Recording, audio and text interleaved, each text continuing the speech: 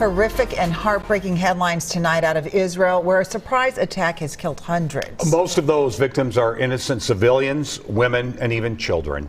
In response, Israel is bombing the Gaza Strip. These are live images where you can see smoke hanging in the air.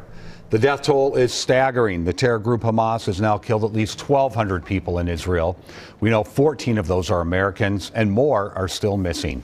Israeli forces have killed at least 900 people in Gaza. Today, President Joe Biden called the Hamas attacks sheer evil. U.S. weapons and warships are arriving in Israel right now. The Secretary of State will travel there to show support later this week. Tonight, hundreds of people in the metro gathered to grieve and to show their support for Israel. Our Alan Henry set in on that gathering. He is live at Beth El-Synagogue in St. Louis Park. Alan? Yeah, Frank, tonight's event went from solemn mourning to standing ovations as Minnesota's elected leaders vowed to stand with Israel as members of this community remain concerned about their loved ones in the Middle East.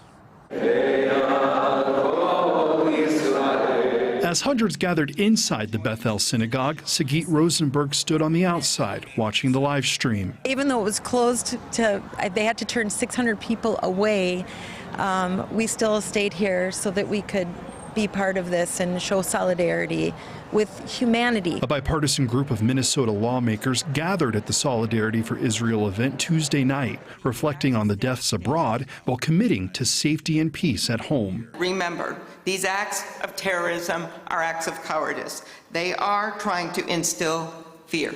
They are trying to make you turn away. They are trying to destroy Israel.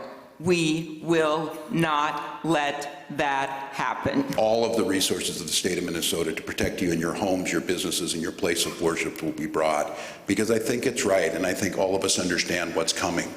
This is going to be a difficult time, but it's a time of clear moral clarity. As the Rosenbergs watched outside the synagogue, their thoughts are with their daughter in Israel, who just welcomed their new grandchild with her husband, a medic in the military, and the family they've already lost. My cousin's daughter, at the age of 19, was murdered with the last words to her parents, "They're shooting at us, and I love you very much." It's heartbreaking, and it's heartbreaking what these terrorists have done.